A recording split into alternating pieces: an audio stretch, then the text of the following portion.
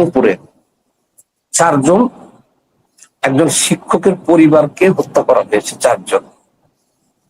যদিও আপনার আলোচনার বিষয় না, তারপর আমি একটু টাচ দিই। এই হত্যাকাণ্ডটাতে পুলিশ আবার 2 জন হিন্দু ছেলেকে ধরছে, ধরে একটা সংবাদ সম্মেলন করছেন যে এরা ছাদে মাদক সেবন করতেছিল, মাস্টার মশাই দেখছে, সে দেখতে গেছে, দেখে পালাইছে, দেখে তাকে হত্যা করছে গামছা পেঁচিয়ে। তারপরে তার স্ত্রী গেছে দেখতে, তাকেও হত্যা করছে। আর বাকি একটা মেয়ে প্রায় 25 বছর বয়স, তাকে ঘরে ঢুকে হত্যা করছে। তার ঘুমন্ত শিশু 5 বছরের, তাকে হত্যা করছে। এটা কোনো বিশ্বাসযোগ্য কথা? কেউ বিশ্বাস করতেছে না যে আরেকটা জন্মের নাটক।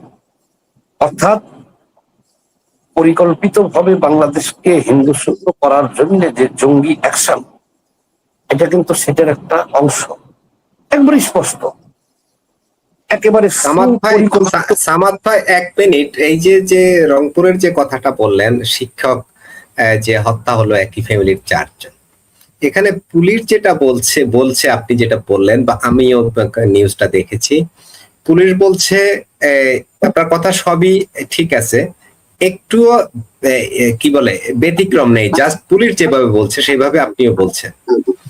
এখন প্রশ্ন হলো, ওই যে শিক্ষক, তিনি ছাদে গিয়ে ওদেরকে দেখেছেন, চিনতে পেরেছেন, এ কারণে ওনাকে হত্যা করা হয়েছে। দস্তাদস্তির আওয়াজ পেয়ে ওনার স্ত্রী ছাদে উঠেছেন, তিনিও দেখে ফেলেছেন, ওদেরকে চিনতো, ওনাকে হত্যা করেছে। বেশ, 2 জন হত্যা শেষ। ওরা তো এখন সেফ।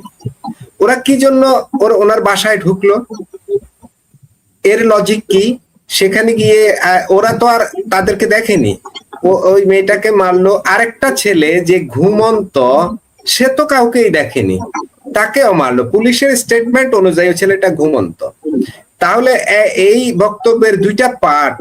একটা পার্ট 2 জন ওদেরকে দেখেছে, বলছে যে ওরা দেখার কাজ চিনতে পেরেছে, এ কারণেই এই হত্যাকাণ্ডটা। তাহলে শেষের 2টো হত্যাকাণ্ড কি জন্য ঘটবে? এটা নিয়েই তো বিতর্ক চলছে নাকি?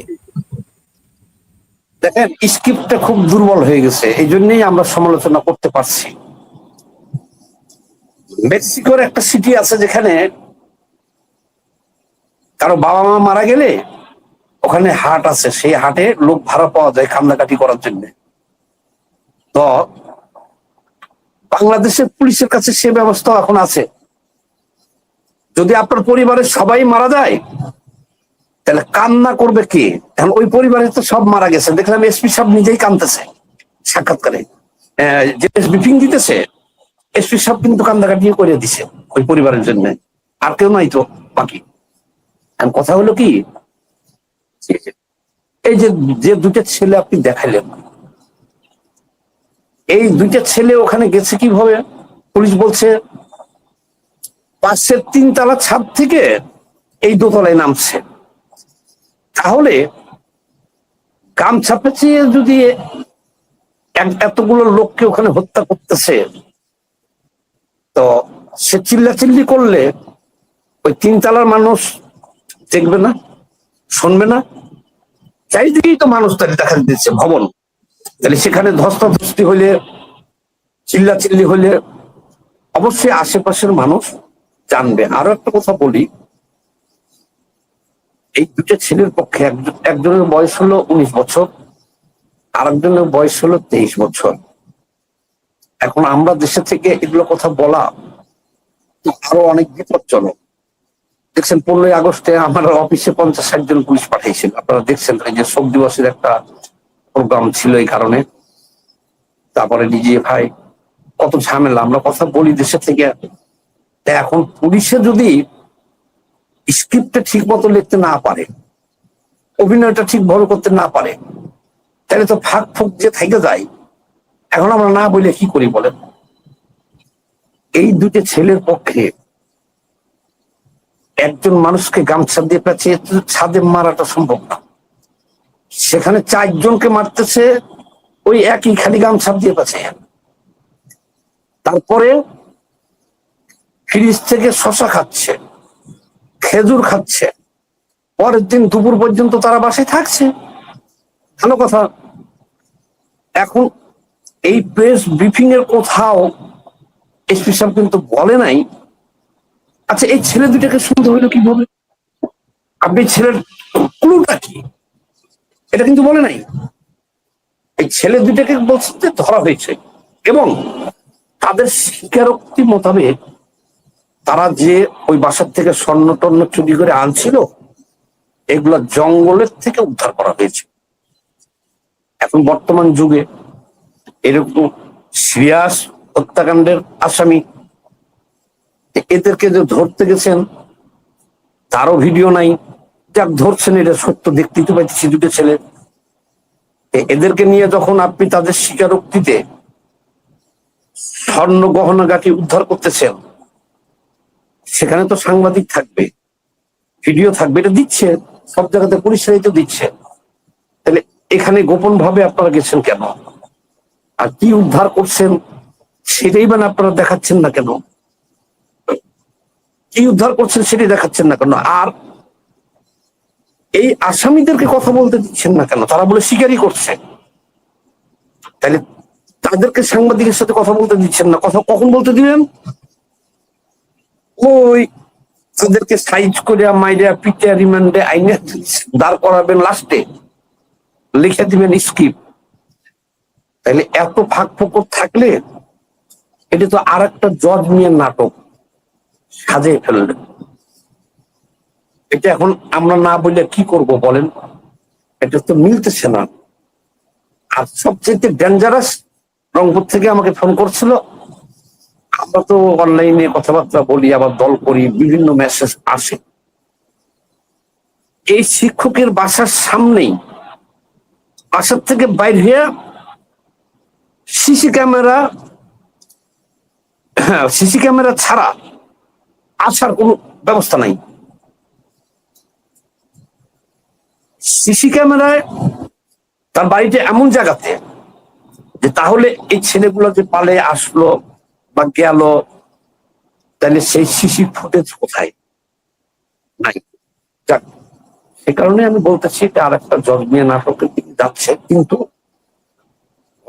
ঘটনাটা আপনি জিজ্ঞেস করেন নাই, তাও আমি বললাম এই কারণে, পরিকল্পিতভাবে বাংলাদেশকে হিন্দু শূন্য করার মিশনে যে উগ্রবাদী গোষ্ঠী আজ ১.৫ বছর ধরে, ২ বছর ধরেই অনেককে হত্যা করেছে, অনেক হিন্দু বাড়িতে হামলা চালিয়েছে। বিশেষ করে দেখেন,